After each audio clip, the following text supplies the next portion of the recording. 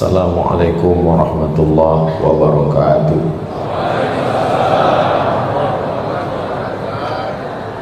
Kalau Tuhan menangkap balam, jangan ditambat di tengah taman. Dari bunyi sambutan salam, nampaknya jemaah belum sarapan. Apa kabar Bapak Ibu semua? Sehat? Alhamdulillahirabbil alamin. Wa bihi nasta'inu ala umuri dunya waddin. Wassalatu wassalamu ala al-qailil ghurril muhajjalin sayyidina wa maulana Muhammadin wa ala alihi wa sahbihi wa man tabi'ahu ila yaumiddin.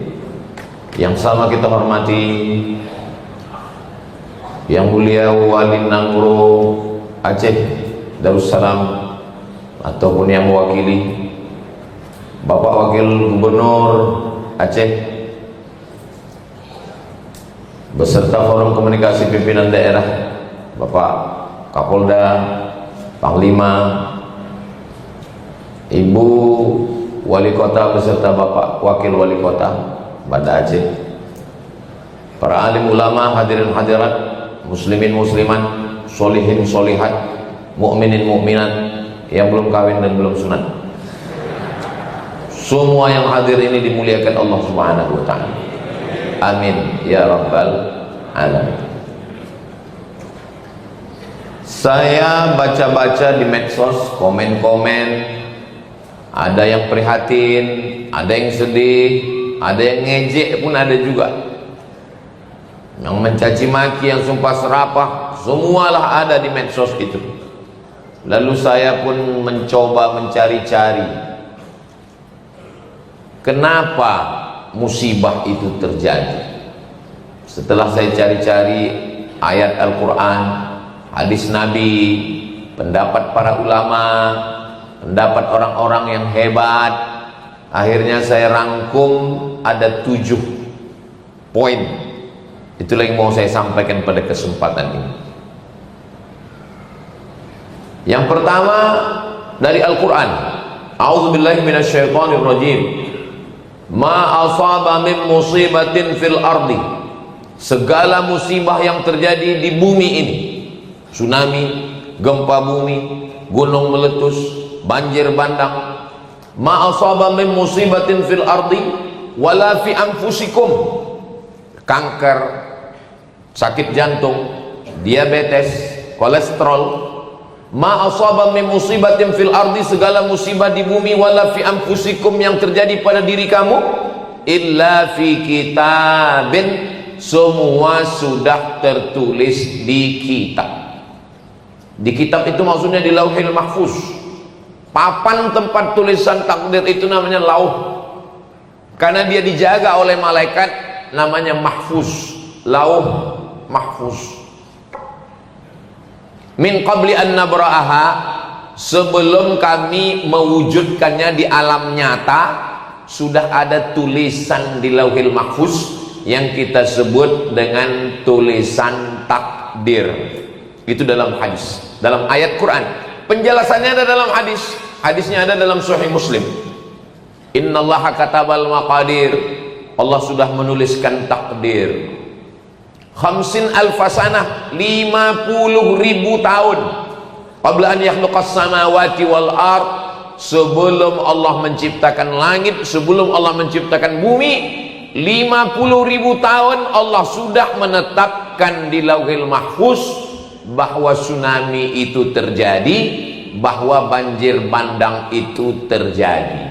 Tidak ada kaitannya dengan dosa, tidak ada hubungannya dengan apapun. Memang sudah ketetapan takdir Allah Subhanahu wa ta'ala. Hak prerogatif Allah, kita tidak bisa mengelak, kita tidak bisa membantah. Memang sudah dipastikan pasti terjadi. Rencana kita mungkin tak terjadi, tapi rencana Allah pasti terjadi. Itu makanya rukun iman kita 6. Antu'mina billah wa malaikatihi wa kutubihi wa rusulihi wal yaumil akhiri wa bil qadari khairihi wasyarrihi. Jangan tambah lagi. Sekarang banyak orang ditambahnya pula rukun iman ini macam-macam lagi. Antum minabillah wa malaikatihi wa kutubihi wa rusulihi wal yaumil akhiri wa bil qadari khairihi wasyarrihi wa bi dokter spesialis dan lain-lain. Saya masih ke dokter, saya masih berobat, saya masih ke rumah sakit, tapi segala yang terjadi itu adalah memang sudah takdir Allah subhanahu wa ta'ala. Ini yang pertama. Inilah jawaban yang paling enak. Apapun yang terjadi, takdir. Oh, nggak bisa begitu Pak Ustadz. Masa hutan yang dipotong, pokok kayu yang ditumbang, terjadi longsor, kok itu takdir? Sabar dulu, ini kan baru satu. Ini masih panjang ini baru satu, 7 yang mau ku sampaikan ini. Nah itu makanya kalau dengar ceramah itu jangan dipotong-potong. Saya tahu ceramah saya yang ini akan dipotong ini. Yang suka memotong hutan itu dipotongnya juga ceramah saya ini. Ketika dia dikomplain orang, gara-gara kau memotong hutan lah ini terjadi, itu sudah takdir Allah. Ini ceramah Ustaz Somad katanya. Jadi rupanya memang tukang potong ini, inilah bahayanya kalau cita-cita dulu tukang sunat. Akhirnya rencana mau masuk fakultas kedokteran, nggak lulus. Masuk fakultas ekonomi, nah itulah APBD disunat. Buka perusahaan potong kayu disunat, itu semua disunat. Nah, jadi memang yang pertama ini bahwa takdir. Itu di tengah laut itu kan ada lempengan tanah. Jadi rupanya tanah ini berlapis-lapis. Jadi lapisan yang paling atas itu lempengan ada sambungannya. Macam karpet masjid raya ini ada sambungannya. Pas sambungannya itu di tengah di atas Pulau Sumatera di Laut Aceh itu. Jadi ketika sambungannya itu bergeser, terjadi gempa. Lalu ketika terjadi gempa di tengah laut sana, airnya itu menyusut karena bergerak dia menyusut, habis itu naik ke atas. Air yang naik dari laut ke atas itu bahasa Jepangnya tsunami, pakai huruf tsa. Tsunami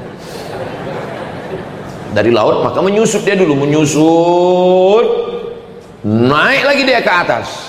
Itulah dia tsunami. Tapi orang Aceh sebelum orang Jepang ngasih nama itu, dia sudah ngasih nama duluan. Makanya ada di dalam kapal itu, apa namanya? Smong. Makanya kalau kita mau pakai bahasa kita, jangan sebut tsunami, smong. Jadi kenapa sebagian masyarakat Aceh selamat? Ya karena takdir. Kan pembahasan kita yang pertama ini takdir. Semua sudah takdir. Bagaimana cara membedakannya? Ini cara membedakannya. Kita tidak bisa mengelak. Ada yang bisa kita pilih dan ada yang tak bisa kita pilih. Saya mau bicara di bawah atau bicara di atas. Itu bisa memilih atau tak bisa memilih? Kalau tuan pergi ke Belawan, jangan lupa membeli kikir. Memang kalau belum sarapan susah kita berpikir. Saya ceramahnya di bawah atau di atas, itu bisa memilih atau tak bisa memilih? Bisa. Saya tadi mau di bawah, tapi kata Pak Wagub, Ustaz Somad di atas. Semua orang mau nengok Ustaz, kata beliau. Kalau Pak Wagub, semua orang memang sudah menengok beliau, tinggal mengajukan proposal aja lagi. Jadi tentang masalah saya mau di bawah atau di atas, itu pilihan. Tapi ada yang tidak bisa memilih. Memang sudah ketetapan Allah. Ini takdir yang nggak bisa memilih.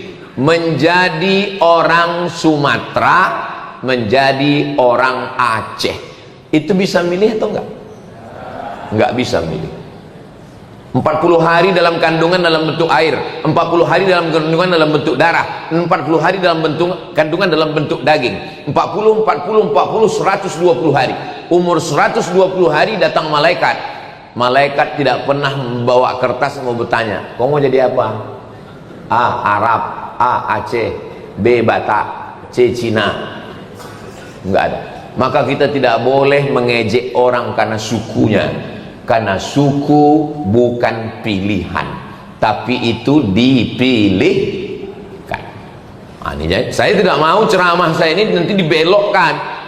Saya nggak mau orang yang disekolahkan pulang-pulang ke kampung tiba-tiba judul lagunya pulang-pulang berbadan dua. Mohon maaf, tidak layak, tidak sopan. Tiba-tiba ditanya sama bapaknya, kenapa kau kukuliahkan, kukirim duit, kubelikan kos-kosan, kubelikan motor, kenapa bisa terjadi? Dijawabnya dengan ringan, kata Ustadz Somad, ini takdir ya. Nanti Pak polisi menangkap, kenapa kau mencuri? Sudah ketetapan Allah. Padahal ini bisa memilih, tapi tsunami datang itu tidak bisa dipilih, memang sudah ketetapan Allah Subhanahu wa ta'ala. Kita hanya bisa berkata inna lillah wa inna ilaihi raji'un. Kenapa Ustaz dari tadi matanya menengok ke sana? Saya nengok jam terus. Itu penempatan jam di situ memang sudah bagus. Itu untuk khotib. Khotib memang katanya ke situ. Karena tertulis di sini ceramah tak boleh lebih dari 15 menit. Jadi sinkron di antara yang di sini dengan di situ. Saya terus terang Masjid Baitur Rahman ini, dulu waktu kita kecil-kecil di kampung, yang digambar orang di dinding rumah-rumah itu, Masjid Baitur Rahman ini adalah masjid ikon. Carilah di rumah-rumah orang tua-tua zaman dulu, itu lukisan, gambar, kalender, itu Masjid Baitur Rahman ini, karena ikonik, ikon. Saya pergi ke Jakarta, dari Jakarta ke Yogyakarta, dari Yogyakarta naik mobil ke rumah Ustadz Salim Afillah. Sampai di rumahnya, di dinding kamar rumah emak beliau itu ada gambar sulaman benang. Saya tengok, Allah. Nanti kalau Bapak Ibu panjang umur ke Jogja singgah ke rumah Ustadz Salim, ke rumah emak beliau, di dinding rumahnya itu gambar sulaman Masjid Baitur Rahman. Jadi kalau saya ditanya, di antara semua masjid di Indonesia ini, masjid manalah yang Ustadz paling ingin ceramah? Masjid Baitur Rahman itu. Dan hari inilah baru sampai kemarin. Hari inilah baru saya sampai kemarin. Dan saya orangnya memang nggak pernah minta, nggak pernah saya request ke Ustadz Nazar sama Ustadz Riza yang mengurus jadwal, tolonglah jadwalkan aku Baitur Rahman, nggak pernah. Saya kan jaga harga diri saya juga.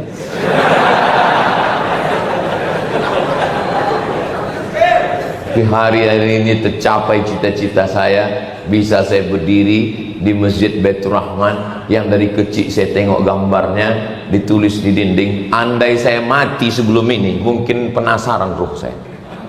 Tapi sesudah ini, tapi jangan pula bilang sesudah ini Ustaz mau mati-matilah. Andailah mak saya masih hidup, bisa saya bercerita ke dia, mak, aku udah ceramah di Masjid Baitur Rahman yang gambarnya di kalender rumah kita dulu.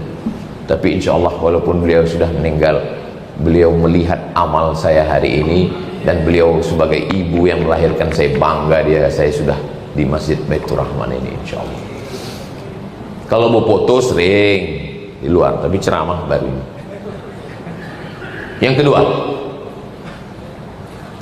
Yang kedua adalah zaharal fasadu fil barri wal bahri bima kasabat aydin nas. Terlihat nyata kerusakan fil barri di daratan, wal bahri di lautan, bima kasabat aydin nas, akibat perbuatan tangan manusia. Ini baru masuk yang tukang potong hutan tadi. Ini ada dia. Ini kalau dia ada hadir pengajian ini, inilah yang didengarnya nomor 1. Habis itu permisi deh ke toilet dulu ya, kencing. Ini kayaknya aku kena ini katanya nomor 2. Zaharal fasad, sudah ternampak kerusakan fil barri, daratan dulu. Karena memang yang pertama dirusak manusia ini daratan. Sudah habis daratan, tak ada lagi yang bisa dirusak. Wal bahri, baru dia pergi ke lautan. Bayangkan, apa namanya yang mirip kura-kura itu? Saya ingat, cuman mau ngetes jamaah nih, masih sadar atau enggak? Penyu kan? Penyu itu makanannya ubur-ubur. Penyu itu mau makan ubur-ubur dari jauh, udah menetes air liur penyu itu mau makan, udah dibacanya doa, Allahumma barik lana fima razaqtana wa qina azabannar, kata penyu. Begitu ditelannya, rupanya sampah plastik. Bayangkan kecewanya penyu itu kena prank.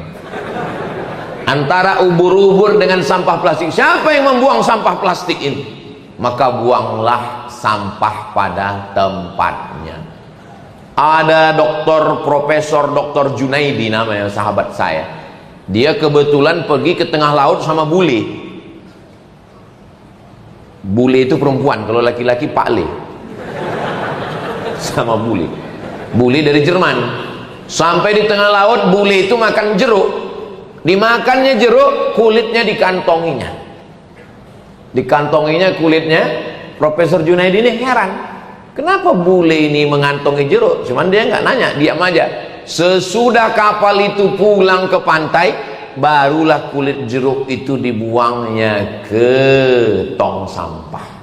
Orang kita sengaja membawa tong sampah itu ke laut untuk membuang sampah ke tengah laut sana. Jadi kerusakan di laut, di bumi karena tangan manusia. Pohon yang akar tunggal, akarnya memegang tanah dan dia menahan air. Kalau pohon ditumbang, akarnya copot, lapuk, sehingga tanah tidak bisa ditahan, air pun turun ke bawah. Pelajaran kelas 4 SD, nama pelajarannya IPA, ilmu pengetahuan alam. Kita duduk dulu sama-sama pakai kelompok, namanya CBSA, cara belajar siswa aktif. Masih ingat? Yang ingat berarti udah tua. Sebaya sama saya. IPA itu dulu pelajarannya. Bahkan dipraktekkan, ditumpuk tanah, diletakkan pohon yang akarnya panjang, disiram air dari atas. Kenapa tanahnya tidak longsor? Karena diikat oleh akar kayu. Akar kayu ini dipotong, lalu kemudian lapuk sehingga tidak bisa lagi ditahan, dan terjadilah banjir bandang, habis.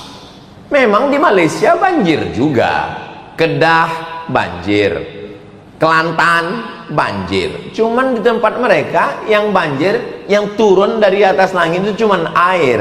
Tempat kita bisa pula turun dari atas langit itu kayu gelondongan.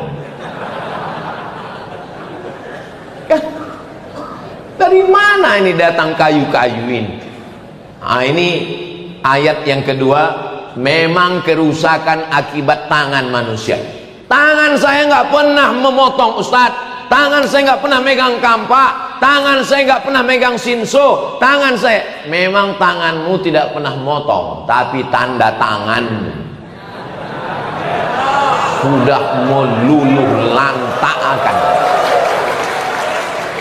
Makanya saya seumur-umur hidup saya ini sudah umur, banyak orang salah sangka. Saya selalu dibilang orang, Ustadz umurnya 28 ya.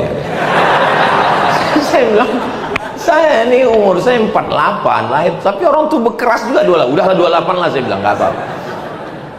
Saya seumur-umur ini lahir 1977, sekarang sudah 2025, sudah 48 umur saya. Saya belum pernah sekalipun sholat minta hujan ketika Riau berasap. Jarak pandang di kota Pekanbaru sudah tinggal 30 meter lagi. Mata sudah perih pakai masker. Tolonglah Ustadz sholat istisqa. Nggak mau saya, sekalipun saya nggak mau. Kenapa? Karena yang membakar hutan itu ikut juga sholat. Kuat pula nangis dia lagi. Ya Allah. Pas giliran hujan tak turun, kita disalahkan orang itu. Kenapa hujan nggak turun? Itulah gara-gara Ustaz Somad imamnya, kata dia. Pas giliran hujan turun, apa kata dia? Gara-gara doa saya lah itu. Maka saya nggak mau, sekalipun saya nggak mau sholat istisqa. Udahlah, nggak usahlah kau libatkan aku dalam sandiwara ini. Cukuplah itu sudah.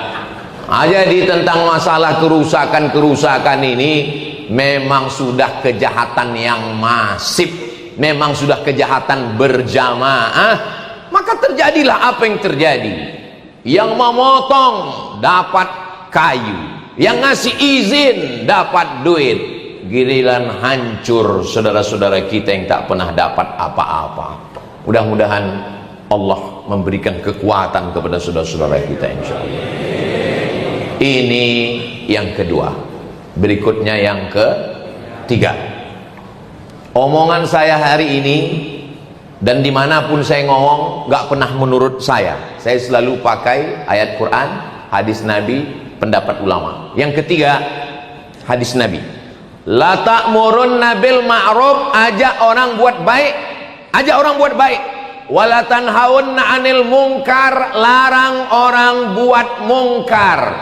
Kalau kamu diam tidak melakukan nahi mungkar, la yusikanna ayyab'atsallahu 'alaikum iqaban, Allah akan menurunkan hukuman. Ini yang melakukan perbuatan mungkar, yang tidak ada hubungan dengan pohon kayu, tidak memotong, tidak membakar, tapi dia melakukan perbuatan mungkar. Dan orang diam, ustadz diam, ayah emaknya diam, dan kita ketika ditembak pun juga diam. Kau janganlah pacaran. Yang pacaran aku, yang punya motor aku, yang goncengan aku. Kenapa kau yang ribut? Urus saja surgamu, jangan kau urus neraka. Ditulisnya pula tuh di baju kaos, urus surgamu, jangan kau urus neraka. Kita pun mau menasihati dia jadi takut. Iya juga ya. Memang dunia ini saking banyaknya orang gila, orang waras pun ragu tentang kewarasannya. Bayangkan kalau 10 anak muda nulis semuanya, urus surgamu, jangan urus nerakaku. Kita pun terdiam jadinya. Makanya itulah pentingnya kita ngaji dengan UAS, Ustadz Akal Sehat. Kalau kita begini gimana jawabnya? Jawabnya begini, memang motornya motor kau, memang duitnya duitmu, memang perempuan itu pacar kau, tapi kalau azabnya datang aku kena juga, bodoh. Begitu. Karena ketika buat dosa, buat maksiat, tsunami datang, gempa bumi datang, gunung meletus. Memangnya waktu tsunami itu datang ditengoknya dulu, ini rumah orang soleh, kami ke sana dulu ya, gitu. Mana ada, disapunya semuanya. Itu air yang turun dari atas gunung itu, padahal kan sudah ada jalur sungai. Sungai itu kan belok ke kiri, belok ke kanan, nggak mau dia ikut jalur itu. Rata semua dibuatnya. Habis rumah orang baik kena, orang yang tak baik pun kena. Mudah-mudahan orang-orang baik yang meninggal dunia menjadi syahid insyaallah. Adapun orang yang tak baik meninggal dunia, ya mudah-mudahan diampunkan Allah juga lah dosa. Saya tahu kalian udah semangat kali mau mengaminkan. Enggak boleh. Karena boleh jadi di ujung-ujung umurnya itu, karena tertulis waktu malaikat mau mencabutnya itu, dia menengok tulisan la ilaha illallah. Kita husnuzon, bisa jadi dia mati dalam keadaan husnul. Dari bunyinya nggak setuju nampaknya. Enak kali Pak Ustadz, dia yang pacaran, dia yang maksiat, dia yang LGBT, dia yang homo, dia yang lesbi, musibah datang dia yang ngundang, begitu dia mati Ustadz doakan pula dia husnul khotimah. Aku nggak setuju. Ya nggak apa-apa kalau nggak setuju, silakan. Tapi kita semua akan mati. Mudah-mudahan kita ini semua mati dalam keadaan husnul khotimah. Kalau kita doakan saudara kita husnul khotimah, malaikat akan dikirimkan Allah malaikat. Apa kata malaikat? Amin, kabulkan doa orang ini, walaka mithluh, maka kau dapat pahala yang sama seperti yang kau mintakan. Makanya kalau ada perbuatan maksiat, jangan diam. Anak-anak muda, Gen Z, tolong kalian cetak nanti stiker bulat, tulisannya say no to bonceng. Ini hari Jumat, besok malam Sabtu, besok Sabtu malam Ahad. Itu anak-anak muda pacaran, tulis say no to bonceng. Bagikan di lampu-lampu merah. Ini cuman kadang pas kita itu yang ngambil yang tua-tua pula. Tua siapa yang mau dibonceng lagi? Tempelkannya, buatkan baju kaos yang suka. Katakan tidak pada narkoba, katakan tidak pada sabu-sabu, katakan tidak pada pil anjing gila, katakan tidak pada lem kambing. Kalau Ustaz Somad yang ceramah di atas mimbar berapi-api, tapi sampai di luar orang nggak takut sama saya. Makanya dalam masalah amar ma'ruf nahi mungkar ini, bukan ustadz yang paling bisa. Yang paling bisa itu adalah polisi dan tentara. Dia yang paling bisa. Polisi nggak perlu naik ke atas mimbar ini. Di atas mimbar ini berat, biar aku aja. Polisi TNI cukup dengan pistolnya. Selama seragam masih ada, selama pistol masih besi, pakai untuk amar ma'ruf nahi mungkar. Takbir. Saya kalau udah 30 menit ceramah memang takbir. Itu untuk ngetes suara jamaah. Kalau begitu suaranya berarti tahan sejam lagi. Tapi kalau pas saya takbir Allahu Akbar, itu artinya terserahlah Pak Ustadz mau berhenti ulang aku pun udah lama kali ini udah katanya. Polisi tentara nggak perlu ceramah, nggak perlu pakai ayat, nggak perlu pakai sound system, nggak perlu tablik akbar, nggak perlu pakai baliho, cukup dengan pistolnya. Sambil jalan-jalan dia, ada yang mau pacaran silakan. Ada yang mau main judi silakan. Ku pecahkan ginjal kalian. Selama seragam masih ada, selama pistol masih ada, pakai untuk amar ma'ruf nahi mungkar. Setuju? Jangan nanti baju sudah diambil negara, pistol sudah ditarik, barulah datang ke ustadz. Apa yang bisa kita lakukan? Bapak masih aktif, baru pensiun Pak. Banyak-banyak istighfarnya Bapak. Apa yang mau dilakukan lagi? Ustaz, saya selalu ikuti ceramah Ustaz. Saya mau nahi mungkar Pak Ustaz.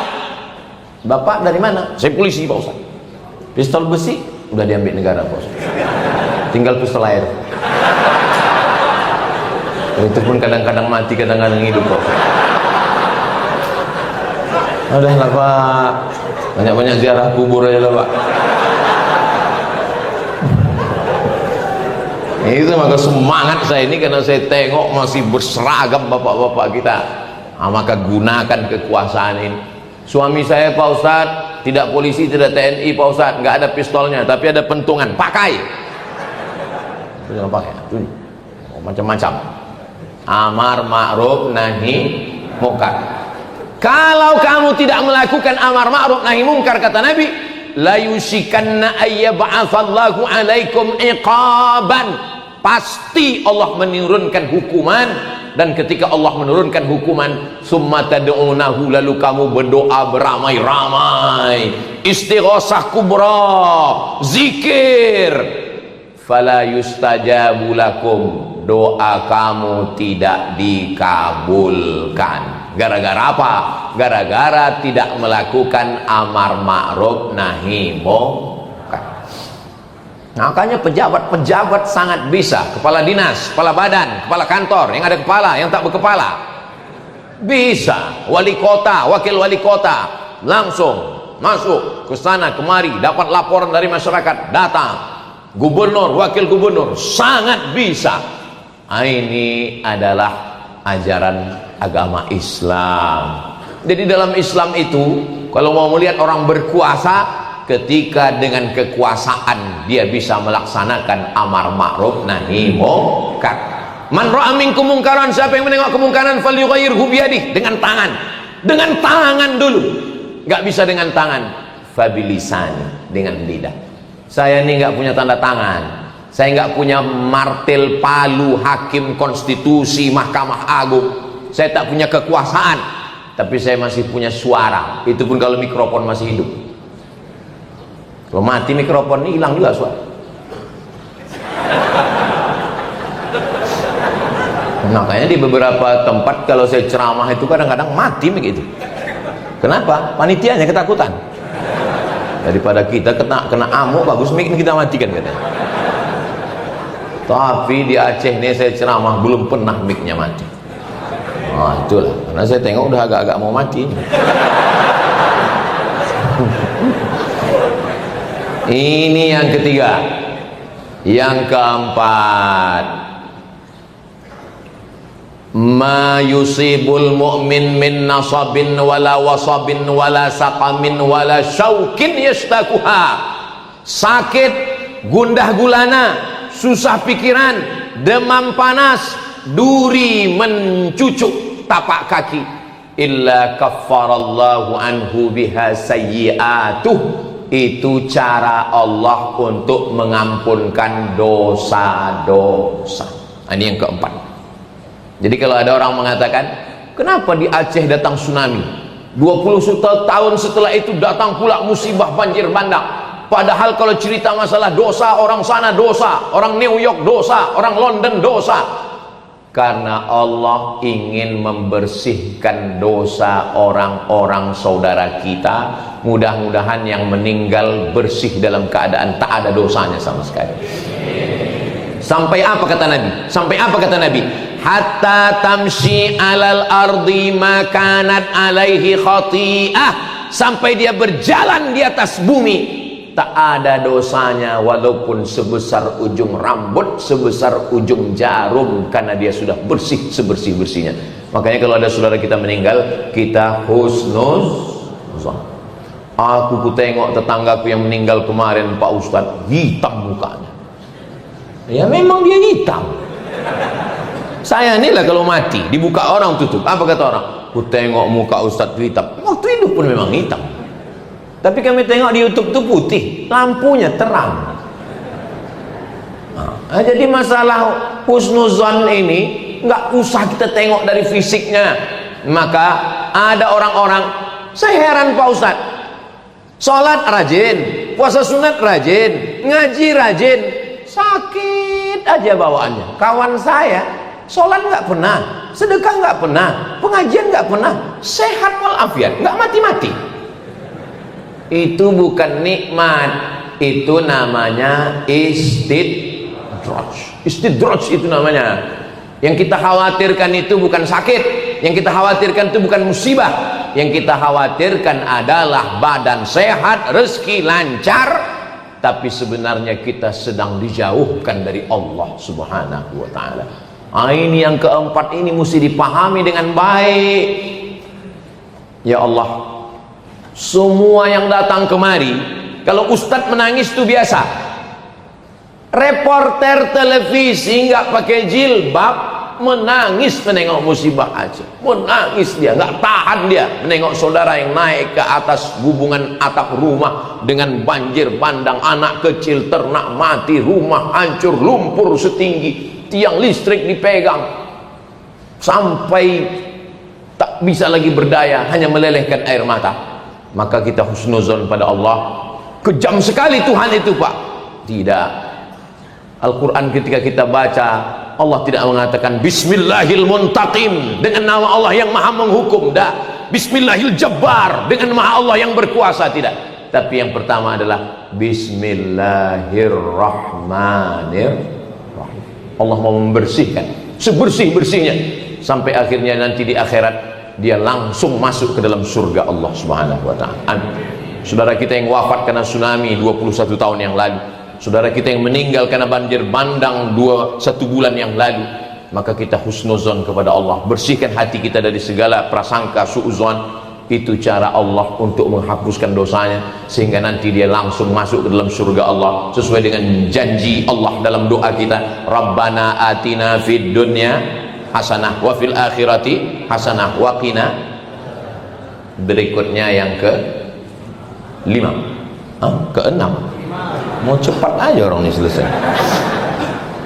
Saya memang dikasih tahu Ustadz jangan lama-lama, karena Ustadz mau langsung ke Sigli. Nanti saya mau khutbah Jumat di Sigli, habis itu turun ke Biren. Jadi kami turun Banda Aceh, dari Banda Aceh turun ke Sigli, habis turun ke Biren, habis itu turun ke bawah. Nanti diprediksi hari Sabtu malam Ahad, Sabtu sore itu kami nanti di Aceh Tamiang, dan Ahad malam kami langsung ke Medan.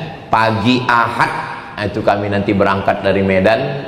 Masih belum jelas tiket, apakah Medan Jakarta atau Medan Kuala Lumpur. Habis itu barulah ke Pekanbaru. Mohon doa supaya dimudahkan Allah perjalanan.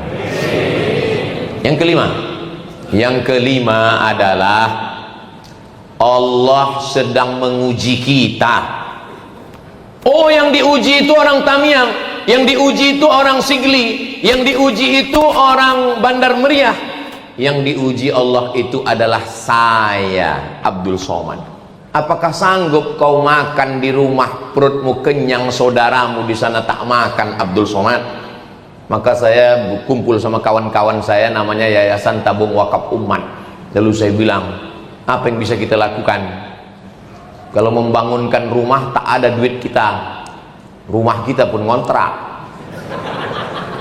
Jadi apa yang mau kita? Oh, datang ide, kita masakkan rendang Pak Ustadz. Aku bilang berapa kilo? 1 ton katanya. Mendengar 1 ton itu terbayang saya berendang di renang 1 ton. Oh, 1 ton. Saya nggak mau mengendurkan semangat kawan-kawan ini. Nggak saya tanya, kualinya sebesar apa? Berapa jam kalian masaknya? Saya bilang, iyalah, saya kasih semangat. Semangat, saya bilang. Dalam hati saya, kan kalian juga yang masak. Jadi rupanya 1 ton. Yayasan Tabung Wakaf Umat, itulah tadi dibawa. Tapi Pak Ustadz sebungkus saja. Itu simbolisnya. Jadi sudah dibungkus sepaket-sepaket, nanti kita akan kirim. Dan rupanya banyak peminatnya. Jadi setelah 1 ton ini datang, nanti akan dibuat lagi insya Allah. Mudah-mudahan makin banyak berkelanjutan program ini insya Allah. Kemudian beras ada kami bawa 10 ton. Kemudian baju layak pakai. Kemudian banyak yang minta Iqra sama Al-Quran, mushaf dan lain-lain. Itulah yang kita bagi sesuai kemampuan kami. La yukallifullahu nafsan illa wus'aha. Kami janji nanti jumpanya di Aceh Tamiang. Ada tim dari Jogja, Ustadz Salim. Ada tim dari Pontianak, Ustadz Lukmanul Hakim. Ada tim dari Riau, Ustadz Al-Nob Dinar beserta Ustadz Hanafi. Tapi yang mengkoordinir, yang mengaturnya semua, saya tak berani juga. Sohibud Dar a'lam bidarihi, yang paling ngerti tentang Aceh ini ya orang Aceh. Maka saya minta tunjuk sama Ustadz Nazar dan Ustadz Riza. Ustadz Nazar dan Ustadz Riza ini senior saya di Mesir. Ustadz Riza seangkatan saya. Beliau berdua ini yang mengarahkan kami. Saya duduk bertiga sama mereka, saya tanya, Ustadz Nazar, Ustadz Riza, mau dibawa kemana hubungan kita? Kata mereka, insya Allah kami akan bawa Ustadz masih berada di jalan yang benar.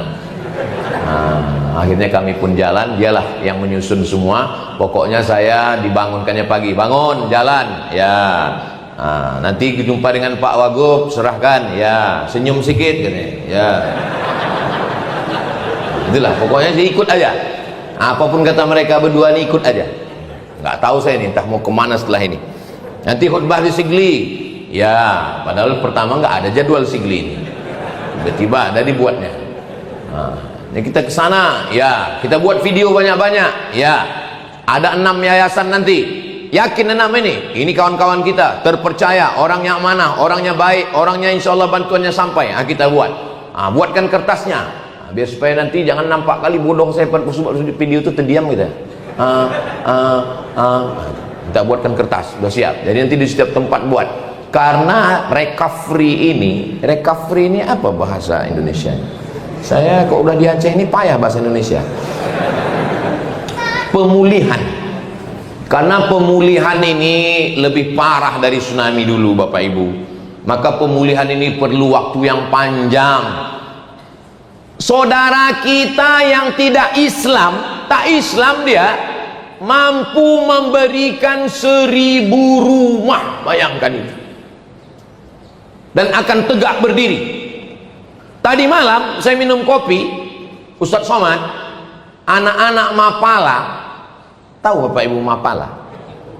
Mapala itu mahasiswa pencipta alam, bukan mahasiswa paling lama.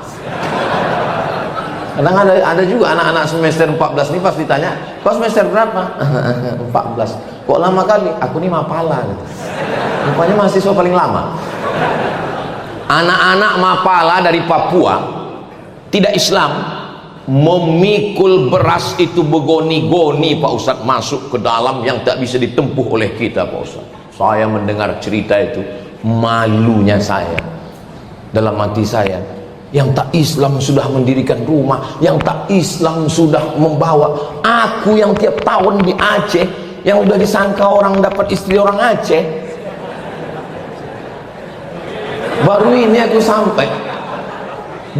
aku sampai, malu saya. Jadi kalau belum bisa nolong, paling tidak janganlah mengejek. Kalau belum bisa membantu, mengirimkan duit, mengirimkan apapun ke saudara kita, janganlah berkata kasar. Saya yang tidak berada jadi korban pun membacanya itu tak sanggup saya. Asalkan nampak saya tulisan yang kasar, saya lewatkan cepat. Asal nampak saya video-video yang ngomong macam-macam, saya lewatkan cepat. Kenapa? Takut saya kubanting handphone itu. Handphone itu hancur, dia ketawa. Yang bisa menolong, datanglah kemari.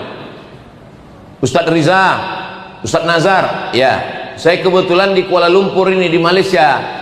Gimana kalau kita jumpai Pak Menteri Agama? Siap, terbang Ustadz Riza dengan Ustadz Nazar langsung dari Banda Aceh ke Kuala Lumpur. Kami pun menjumpai Pak yang berhormat Menteri Agama. Akhirnya kami sampaikan, Pak Menteri, ini kawan saya 2 orang. Bagaimana Aceh sekarang Pak Ustadz? Pas jumpa sama dia, bagaimana Aceh? Kami mohon bantuan dari masyarakat Aceh Pak, begini-begini. Kalau tidak bisa G2G, negara to negara, nanti kirimkan aja ke yayasan terpercaya, nanti kami akan sampaikan Pak, insya Allah Pak Ustadz, kata beliau. Saya yakin insya Allah itu, karena dia orang Malaysia. Kalau insya Allah kita agak berat sedikit. Jadi memang relawan-relawan ini sudah turun semua. Jadi sebenarnya ini adalah ujian. Di saat kita senang, banyak kawan. Di saat kita ketawa, banyak teman. Tapi di saat kita sedang susah, orang senang, banyak kawan. Orang susah, punya sahabat sejati. Kalau mau menengok sahabat sejati Aceh, inilah yang datang beberapa hari ini walaupun terlambat. Salah satunya UAS, ujian akhir semester. Saudara yang dimuliakan Allah SWT. Berikutnya yang keenam. Yang keenam, ini saya baru dapat temuannya ini, yang keenam ini. Baru pagi tadi dapat saya. Ini tidak ada di dalam Quran, tidak ada di dalam hadis, tidak ada di dalam pendapat ulama. Di Quran saya cari enggak ada, di hadis pun tak ada, dalam pendapat ulama pun tak ada. 6 ini adalah doa orang-orang yang terkabul. Hah? Siapa yang terkabul minta bencana nih Pak Ustaz? Rupanya bupati-bupati wali kota ini selalu datang ke gubernur minta APBD. Minta, gubernur nggak ada duit. Karena semua dari pusat nggak ada. Bingunglah gubernur sama wakil gubernur, mau dapat dari mana?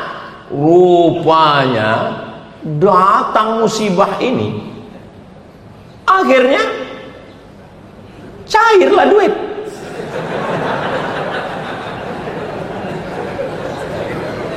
Kontraktor, perusahaan-perusahaan datang ke Pemda. Mana proyek Pak? Mana ada proyek sekarang? Defisit, duit susah. Begitu bencana ini datang, dicairkan 60 triliun untuk musibah Sumatera, 30-nya untuk Aceh. Akhirnya bupati, kepala daerah, rupanya orang ini banyak pergi umroh untuk berdoa supaya cair duit ini. Itulah maka cair duit ini. Turun. Saya pun baru dapatnya tadi pas sarapan tadi, ngobrol dengan Pak Wagub. Tadi saya dengar, oh begitu rupanya, saya bilang. Nggak ada proyek di Aceh Pak Ustadz, karena nggak ada duit. Sekarang setelah turun 3 triliun ini, proyek pembuatan rumah, proyek itu, proyek ini. Jadi ini memang ada beberapa orang yang berdoa ini. Tapi kalau bisa janganlah kalian berdoa lagi. Aku minta sama kalian janganlah berdoa lagi. Kebetulan di depan saya ada ibu wali kota Banda Aceh. Kenapa Banda Aceh nggak kena? Rupanya wali kota Banda Aceh ini yang nggak pernah minta dana tadi. Akhirnya nggak turun deh ke sini. Bapak Ibu yang dimuliakan Allah Subhanahu wa taala. Saya paham. Saya sebelum datang kemari ini pikiran saya ini kusut, bawaan saya tegang. Rupanya Pak Wagub ini tahu, dia menengok saya. Ini Ustaz Somad ini kalau dibawa cerita susah nanti dia berapi-api ini dia semimbar. Dibawanya cerita begitu baru agak tenang saya sedikit. Masya Allah, tabarakallah. Innama amruhu iza arada syai'an ayyakula lahu kun fayakun. Bapak Ibu kalau tak percaya bahwa sekarang tak ada duit, nanti kalau saya ngomong tak percaya, bukalah Google. Kita buka sama-sama ya. Mudah-mudahan ada signal.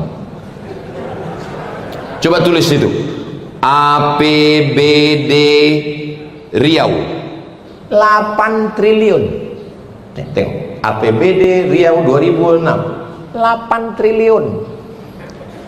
Mana provinsi yang paling kaya? Kalimantan Timur. Berapa? Kalimantan Timur 14 triliun. Aceh 11 triliun. Begitu ada musibah nih 30. Bayangkan, jangan tepuk tangan, nanti datang dia lagi. Masaibu qaumin inda qaumin fawaidu. Pepatah Arab, bukan hadis. Musibah bagi suatu kaum, tapi sebenarnya di balik itu ada fawaid, ada manafi', ada hikmah. Asa an takrahu syai'an, boleh jadi kamu benci sesuatu, wa yaj'alallahu fihi khairan katsira, ada kebaikan-kebaikan. Karena sudah terjadi, mau diapai lagi?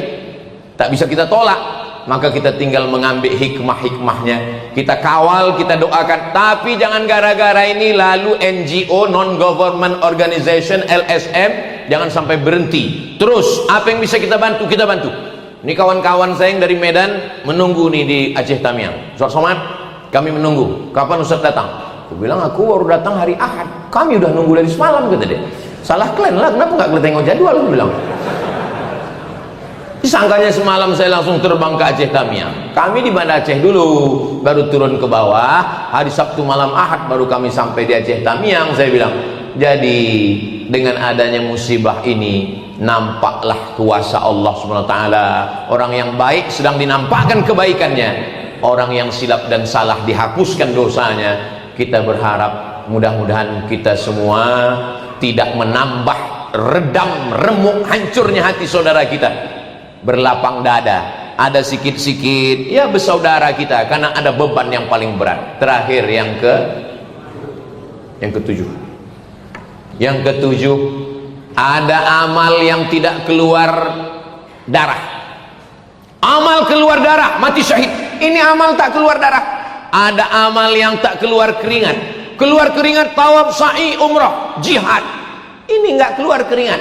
Ada amal yang tidak keluar duit. Yang keluar duit, zakat, wakaf, infak, sedekah, wasiat, hibah, ghanimah. Ini nggak keluar duit, tidak keluar darah, tidak keluar duit, tidak keluar tenaga. Amal ini amal yang paling besar pahalanya. Apa itu amal? Ridho menerima takdir Allah. Inilah amal yang sedang diberikan Allah kepada orang Aceh. Orang Aceh didatangkan Belanda. Negeri yang tidak bisa dijajah oleh Belanda adalah Aceh. Orang Aceh melihat hidup ini kecil setengah sayap nyamuk seperti hadis Nabi. Apa kata orang Aceh? Kalau aku mati, aku akan mati syahid. Kalau aku hidup, besok pagi aku minum kopi di Molabu. Itu terjemahan bahasa Indonesia. Tengku Umar, beliau meninggal sebagai seorang syahid. Saya ziarah ke makam beliau, masuk ke dalam hutan. Apa kata yang menjaga makam? Tengku Umar ini, Ustaz Somad, jangankan hidupnya, jenazahnya pun ditakuti Belanda. Sampai dicari mereka jenazahnya. 6 bulan orang menggalinya lagi, jenazahnya masih tetap utuh, tak dimakan cacing tanah. Begitu janji Allah. Itulah ayat yang dibaca qari kita tadi. Wala taqulu liman yuqtalu fi sabilillahi amwat. Jangan kau katakan mereka mati, bal ahya, mereka hidup. Sudah meninggal pun dia tak dimakan cacing tanah. Kita masih hidup dan dimakan cacing. Kenapa? Diabetes meletus. Mohon maaf kalau ada bapak ibu yang tersinggung, kebetulan penyakitnya sama, jangan. Kunci mendengar ceramah saya ini satu, jangan tersinggung. Ada beberapa jamaah tersinggung, pulang, meninggal.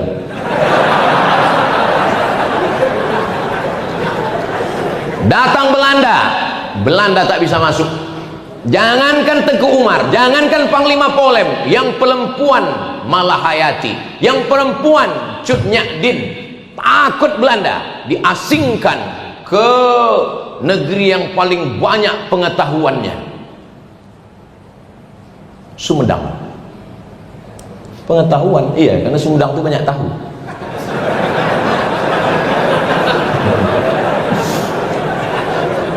Nyak Din diasingkan ke Sumedang. Kenapa? Karena kalau dia dibiarkan di sini, dia punya magnet. Orang Aceh akan ikut berjuang sama dia. Diasingkan dia ke Sumedang. Perempuannya begitu luar biasa. Makanya kalau ada orang luar Aceh yang bisa mendapatkan istri orang Aceh, itu orang yang luar biasa. Sampai mana tadi ceritanya? Datang Jepang, Jepang tak masuk. Datang Dom, selesai. Datang tsunami, selesai. Datang apapun yang datang kemari, tidak ada orang Aceh yang murtad, nggak ada. Tidak ada orang Aceh yang menurut psikolog, kalau sudah kehilangan rumah, kehilangan ayah, kehilangan keluarga, itu untuk menyembuhkan healingnya, menyembuhkan psikologisnya, pikirannya. Mereka psikolog-psikolog yang ngerti, bingung mereka. Kok bisa orang Aceh tetap sehat walafiat? Karena kekuatannya berpegang pada la ilaha illallah Muhammadur Rasulullah. Maka saya tak pernah menceramahi, saya hanya cerita. Saya kalau di Aceh ini hanya cerita, tak pernah saya menceramahi. Marilah bapak ibu kita bersabar, kata orang Aceh. Alah kau ngomong gitu, belum pernah kau kena tsunami. Cobalah perhatikan ceramah saya di Aceh. Pernah saya ajak orang Aceh, marilah kita berpegang teguh pada Allah. Orang Aceh kalau dengar itu senyum. Alah kau dikejar Belanda tuh. Kami Belanda, Jepang, daerah operasi militer, tsunami, datang lagi. Datang dari laut, 2 kilometer daratan, habis, turun dia lagi. Akhirnya orang pindah ke gunung. Dari gunung pula datang. Bayangkan, Allah mau menunjukkan ke orang Sumatera Utara, ke orang Riau, ke orang Jawa, ke orang Kalimantan, bahwa ada hambaku yang kuat menerima berbagai macam pukulan. Itu kan kata Ustaz Saman untuk menyenangkan hati kami. Ini hadis bro. Datang sahabat Nabi namanya Sa'ad bin Abi Waqqas. Dia bertanya kepada Nabi, man asyaddun nasi balaan, siapa orang yang paling kuat ujiannya? Ya Rasulullah, ya, kasih tahu aku siapa orang yang paling kuat ujiannya. Al-anbiya, nabi-nabi. Setelah itu as-salihun, orang soleh. Setelah itu al-amsal fal-amsal. Itu kata Nabi, orang yang paling kuat ujiannya nabi-nabi. Setelah itu orang soleh. Setelah itu orang yang di bawah itu, orang di bawah itu. Jadi kalau ditengok dari mulai Kalimantan, Sulawesi, Papua, Jawa, menurut pandangan saya, kalau dipakai hadis ini, yang paling kuat imannya adalah orang Aceh. Setuju tak setuju? Terserah, nggak setuju pun saya udah ceramah juga. Makanya menurut hadis ini, kekuatan iman itu diuji. Kenapa? Karena kalau saya menggali tanah di belakang rumah saya, tiba-tiba cangkol saya itu bunyinya pup. Lalu saya tengok ada batu hitam, saya ragu, ini batu kah, intan kah, emas kah? Maka saya bakar, saya hidupkan api unggun, saya bakar 1 hari. Begitu saya bakar meleleh, dan memancarkan cahaya, berarti dia emas. Saya bawa pulang, saya masukkan ke lemari, saya kunci lemarinya, saya masukkan ke kamar, kamarnya saya kunci, saya masukkan ke rumah, rumahnya saya kunci. Tapi setelah saya bakar 2 hari tetap hitam, batu gilingan. Cara menguji batu dengan api, menguji iman dengan ujian-ujian ini. Dan iman yang paling kuat itu berada di Serambi Makkah. Kita jaga ini, kita jaga iman anak-anak kita, kita jaga iman jamaah kita. Saya kalau mau mengasih contoh-contoh yang baik-baik, Aceh. Cerita tentang ekonomi syariah, banknya tidak ada konvensional, Aceh. Cerita tentang penerapan syariat Islam, ada dinas syariat, Aceh. Cerita tentang pendidikan Islam, Dayah Abu Abi Tengku, ada Abi Zahrul, Dr. Zahrul dari Mudi Mesra hadir bersama kita, Aceh. Cerita tentang baca kitab, sampai hari ini orang Aceh masih baca kitab. Dari mulai Matan Takrib, Fathul Qarib, I'anatul Talibin, Kanzur Raghibin Mahalli, Qalyubi wa Umairah, Al-Majmu' Syarah Muhazzab. Sampai hari ini Dayah masih baca kitab kuning. Dari mulai Matan Al-Ajurrumiyah, Al-Kawakibud Durriyah, Al-Imriti, Alfiyah Ibni Malik, sampai Syarah Ibni Aqil. Masih istiqamah mereka menghormati ulama. Maka kalau ada orang yang mengejek, dia belum kenal, kasih tahu dia, kasih kenal dia, ajak dia ngopi. Kau jangan ngejek, ayo kita ngopi, ajak dia ngopi ke tepi laut sana. Ustaz ngomong begitu itu kan mau menyenangkan hati orang Aceh aja. Islam pertama datang di Nusantara ini kemana? Aceh. Al-Quran pertama kali diterjemahkan ke dalam bahasa Melayu oleh siapa?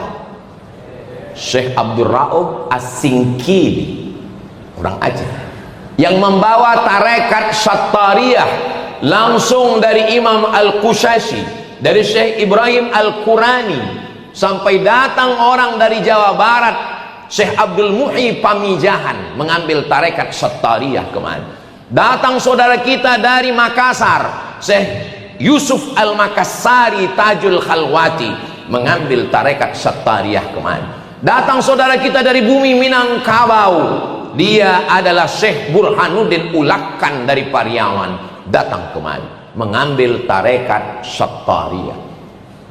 Siapa yang pertama kali menyusun sastra Melayu? Syekh Hamzah Fansuri.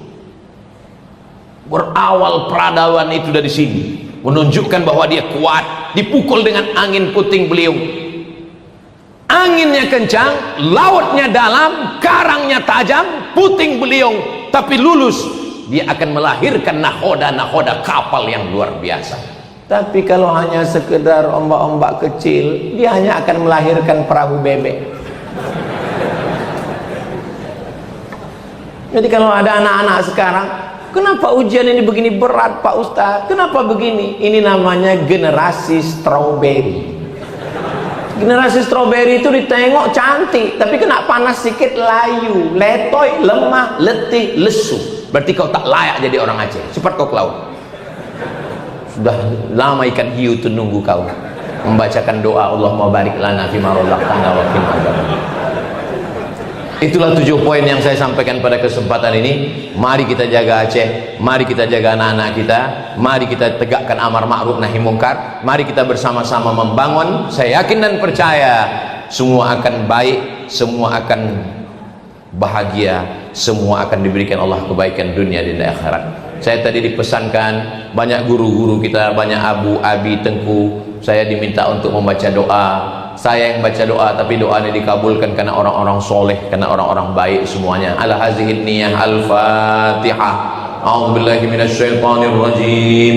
Bismillahirrahmanirrahim. Alhamdulillahi rabbil alamin. Arrahmanir rahim. Maliki yaumiddin. Iyyaka na'budu wa iyyaka nasta'in. Ihdinas siratal mustaqim. Siratal ladzina an'amta 'alaihim ghairil maghdubi 'alaihim waladdallin.